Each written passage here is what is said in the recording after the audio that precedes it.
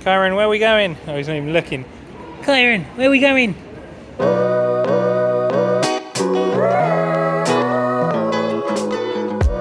As a man that hates to spend a lot of money on public transport, you'd be surprised to hear that I sprung for the business class equivalent of a Norwegian sleeper train. When travelling with a baby, sometimes you have to make sacrifices. Private room with a bed, pillows. Despite paying extra, they somehow didn't add the carriage to our train. So, our bed is these 4 chairs with a baby. A 7-hour night train from Oslo to Bergen. What could possibly go wrong? The 3-second clip you just saw was a man getting kicked off the night train at midnight in what I can only imagine is sub-zero conditions. And the reason for him getting kicked off was me. Maybe it's because I have a guilty conscience that I'm including this in the video, and I'm looking for some sort of consolidation that I did the right thing. So let me explain. Our carriage was at the very end of the train, which was split into 2 different sections. The first part was some young Australians, and the second part was myself, my partner, 7-month-old son, and there was a German lady sitting a couple of rows behind. So we weren't far into our journey, potentially not much longer than an hour, when an old fellow stumbles into the first part of the carriage, either drunk or on drugs, and I noticed that he's starting to go through the belongings of the group in front of us, but he was making it look like he was holding himself up. And it wasn't long before they told him to move along down the train. So he enters our section of the train, eyes clearly fixated on the luggage holds above us. He walks to the far end and then paces his way back, sitting in the row of seats behind us. So I tell my partner to take our son, inform the driver, which is going to be at the other end of the train, but she doesn't want to go and sends me instead. So with my son in arm, I ask the Australians to keep an eye on my partner. So I informed the instructor, and at the next stop he was kicked off. And although I was worried about our belongings and potentially felt rather uneasy with my son being around a drunk potential homeless man, had I in turn robbed him of his shelter for that night by effectively snitching on him, I felt a combination of guilt and relief with him gone. And I have checked the local newspaper to see if there was any reports of deaths that week, so I think it's safe to assume that drunk fellow thankfully didn't perish that night. Anyway, let's rewind back a bit.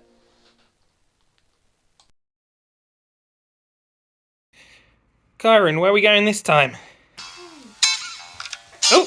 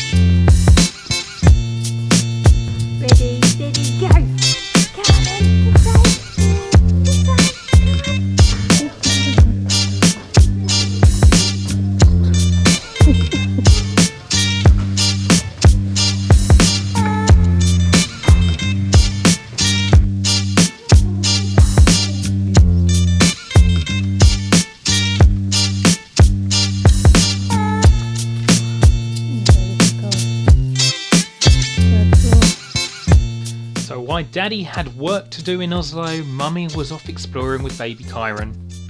Although Kyron did pop into the office on the last day, and he somehow became CEO. cause I don't give a fuck what you say. Yeah, I'ma do shit my way. So you can go kick rocks, I'ma stack bricks up, build what I want to make. But that's the story for another time. So after work had finished in Oslo, we decided to get the night train to Bergen, which brings us back to where we left off. And we haven't moved because the train in front of us broke down, and our 7-hour night journey turned into a 14-hour day journey. But on the bright side, the views were amazing.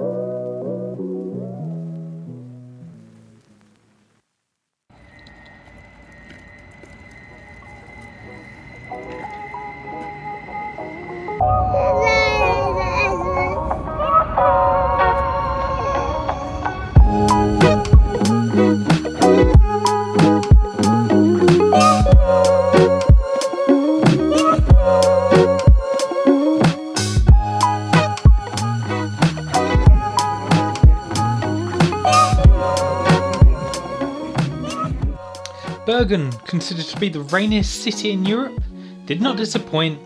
We trekked at least a couple of miles through the city to do a rainy boat trip.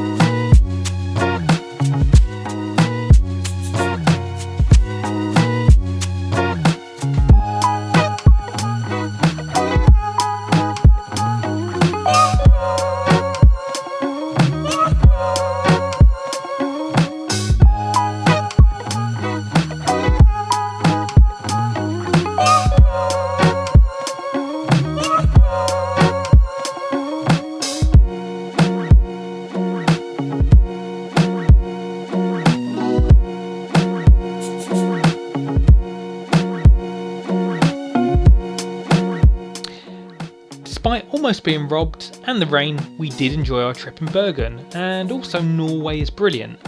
But for the fact, fish and chips in the airport cost just shy of £50. I guess the term cheap as chips must not apply in Norway.